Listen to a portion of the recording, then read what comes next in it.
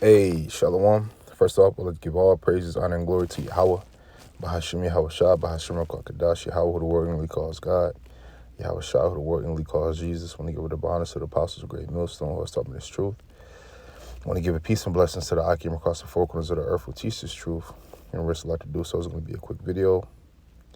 Low willing video is edifying. Low willing I can get something from this video. Quick video. Through the spirit, I'm going to grab a couple precepts. I was watching the video earlier. I just wanted to add my little 2 cents in. Great edifying video. I didn't get to finish it, but the elders is basically going in on a couple different things. I think it was the video they did this past Saturday, so which is good.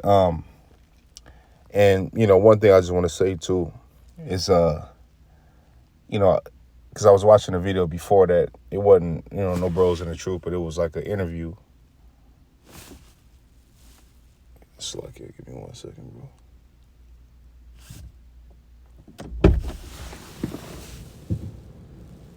Okay, kind of.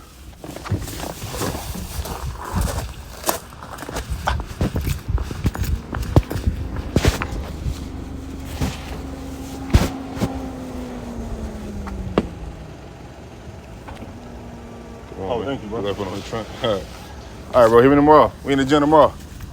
All right.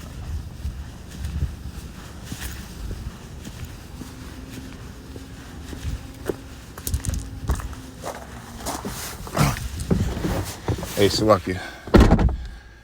Salakia. But I was watching a video of it was an interview, and it was a man interviewing a woman, and I didn't finish the interview. I just got vexed during the interview because the woman was speaking on the scriptures, and she had no idea what she was talking about. And what you'll notice with people that so-called read the Bible is they use the scriptures for their wicked defense or for authority. You know what I mean? In this case, she was using scriptures to have authority over men, which, any person that does, any woman that does that don't understand the scriptures. And I mean, women don't understand the scriptures.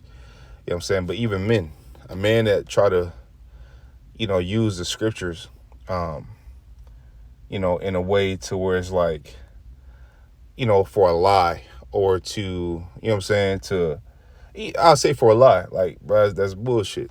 You know what I mean? And when a man that understand the scriptures, and a man that read the Bible, and a man that believe in the Most High and His Son, and understand prophecy, hear that, we get vexed, man. I was pissed off. I had to pause the video and stop watching it, man. You know what I mean?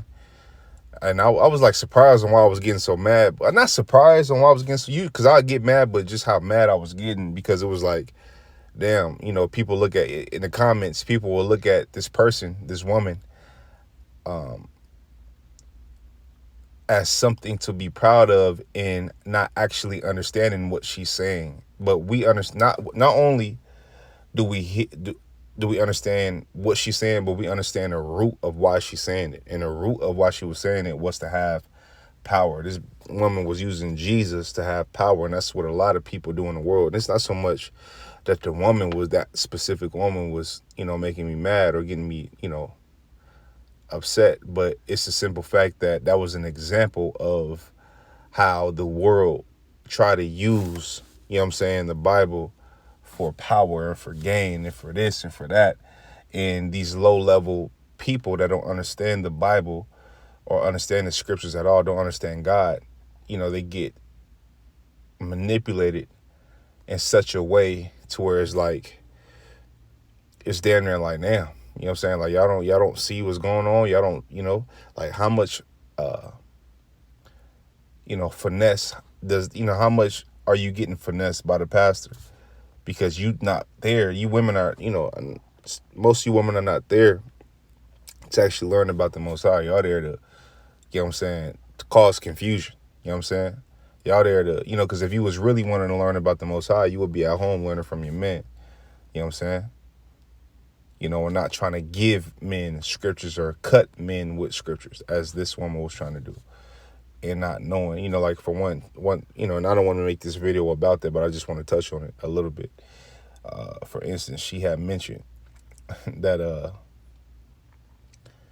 he asked her. He was like, "Hey, do you feel like polygamy is okay?" And she was like, "No," but he was like, "Hey, you claim you read the Bible, but that's in the Bible." And she said, "Well, that's in the Bible. Adultery is also in the Bible. Uh, Lust is also in the Bible." She started listing different things that was in the scriptures, and she's right. All these things are in the Bible because it's the book of life. But what does it say about these different things? See, don't just say, you know, other name random other things that's in the Bible just because a man having multiple women is in the Bible. You know what I'm saying? But what does it say about these different things? See, the scriptures doesn't say anything good about adultery, but the scriptures do talk about men having multiple women. And then she mentioned, I could go to Isaiah 4:1. You know what I'm saying? But anyway, she had mentioned that Solomon. She had mentioned Solomon, or he had mentioned Solomon. He was like, the Lord gave Solomon many wives, and she was like, well, that was his downfall. But just because that was his downfall doesn't mean that him having many wives were wicked. And a lot of people get this misconstrued. A lot of people can't separate the two. Just because, he followed after his women, that does not mean that him having multiple women was wicked. You understand what I'm saying? And a lot of people don't understand that. And a woman, that's a woman go-to. Well, but one woman can, okay, what about Adam? You know what I'm saying? Like, one woman can drive you away. So it's not the simple fact that he had women that was wicked. It's a simple fact that he followed after his women is what caused them to go astray. It's a simple fact that he got fooled. It's just, even Samson, it's a simple fact that he got fooled into, trusting this woman, and, that was his downfall. And then here she is trying to use the scriptures for power and for gain to make a man submit to her order by saying, well, he was led astray by his women. But here it is, you're trying to give rule to men. And that's exactly what the women tried to do, was give rule to a man. Lead a man. That's what caused them to fall, not because he had multiple women. But people can't separate the two. You know what I mean? People can't separate the two, And the interviewer, what I'm saying, he touched on a couple of different things, which, again, I don't watch the whole interview, but, I just hate hearing somebody talk about the scriptures and don't know about the scriptures and then try to use it, in her case, try to use it to make a man basically submit to her. You know what I mean? In so many words. And, she could say she wasn't, but subconsciously she was. We see through the bullshit.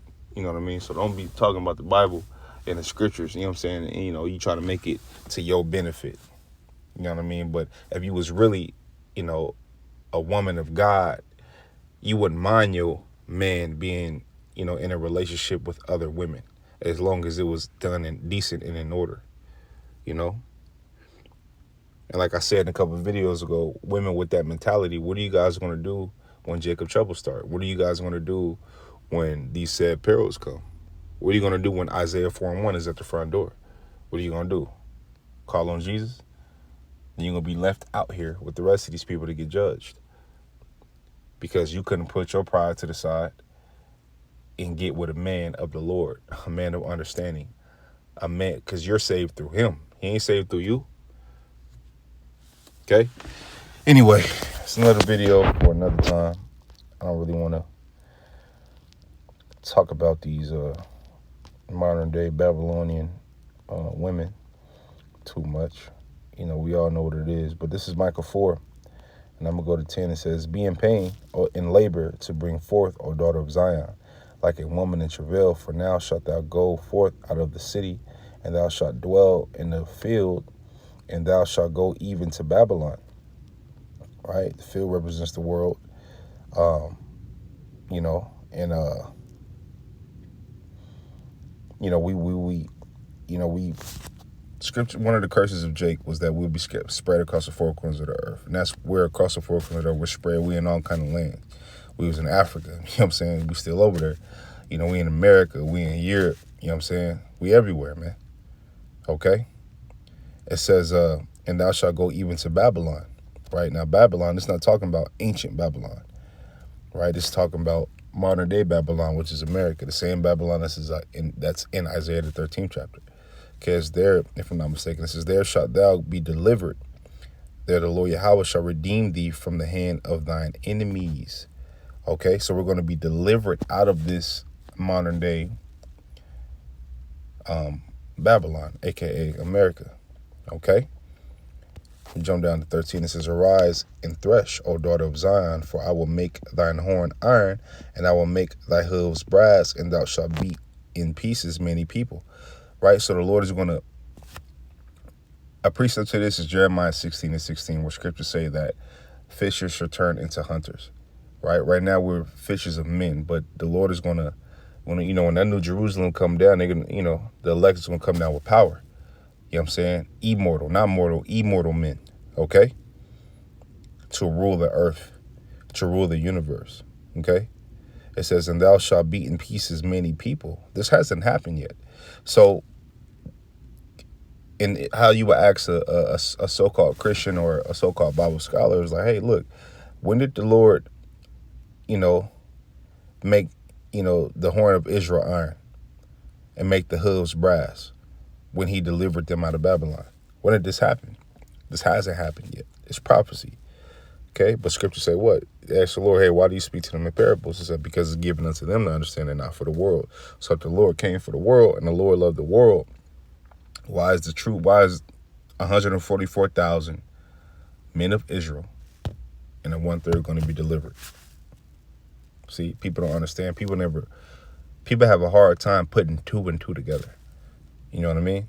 It says, and thou shalt beat in pieces many people, and I will consecrate their gain unto the Lord Yahweh, and their substance unto the Lord of the whole earth. Okay? These nations are meant to serve us. We're not meant to serve the other nations, but we're serving the other nations because we were wicked.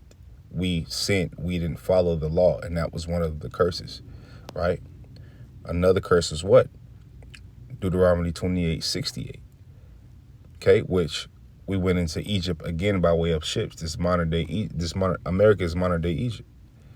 Okay, America is modern day Babylon. Okay, but scriptures say what? There shalt thou be delivered. There the Lord Yahweh shall redeem thee from the hand of thine enemies. Our enemy is who? All the nations. But here, all the heathen nations are our enemies. Our top enemy is Esau. Okay, now let's go here. I think it's Jeremiah. So you ask a pastor this, right? He ain't gonna know what to tell you. You know what I'm saying? He gonna be stuck. He gonna come up with something. He gonna argue with you, bring you down to his level, and beat you with experience. That's why you don't argue with a fool, man. This is Jeremiah, cast your pearls before swine. This is because not everybody gonna believe. A lot of people that say they believe gonna show their incredulity because they don't necessarily agree with the message. But the book is not whether if you agree with it or not. You know what I'm saying? You don't have to agree with it. Matter of fact, if you don't agree with it, it's because the Lord don't want you to agree with it. That's why the wicked is preserved for the day of evil. Right? It's Jeremiah 23 and 7. It says, therefore, behold, the days come, saith the Lord Yahweh, that they shall no more say, the Lord Yahweh liveth, which brought up the children of Israel out of the land of Egypt. But the Lord Yahweh liveth, which brought up and which led the seed of the house of Israel out of the north country. The north country is America. And from all the countries where I had driven them, right? Because as I said earlier, Jacob scattered across the four corners of the earth. Okay? It says, and they shall dwell in their own land, which proves that we're not in the land right now. Okay?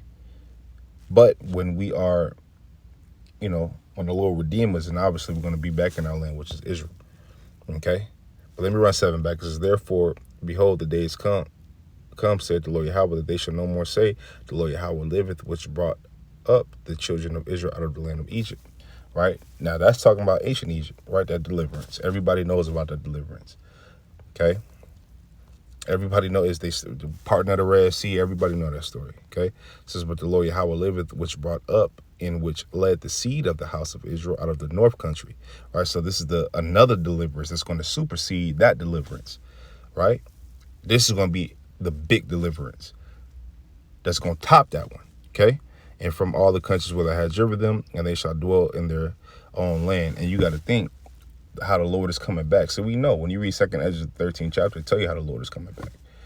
See, it's going to be a time like never before. You know what I'm saying? It's going to be a time like never before, man. Okay? And Lord willing, me and my household are saved about, these sad perils, man. And Lord willing, you sincere Akim and your household are delivered and saved as well. Okay? Lord willing, I'm delivered. Lord willing, you bros delivered, man. Because, the time coming, we're going to need the Lord, man. Okay? Hey, so with that, man, Lord, videos edifying, only I can got something for this video. I want to give all praises, honor, and glory to Yahweh, Bahashim Yahweh Shai, Bahashim Kakadash. I want to tell you, but let's keep pushing on to the next. Shalom.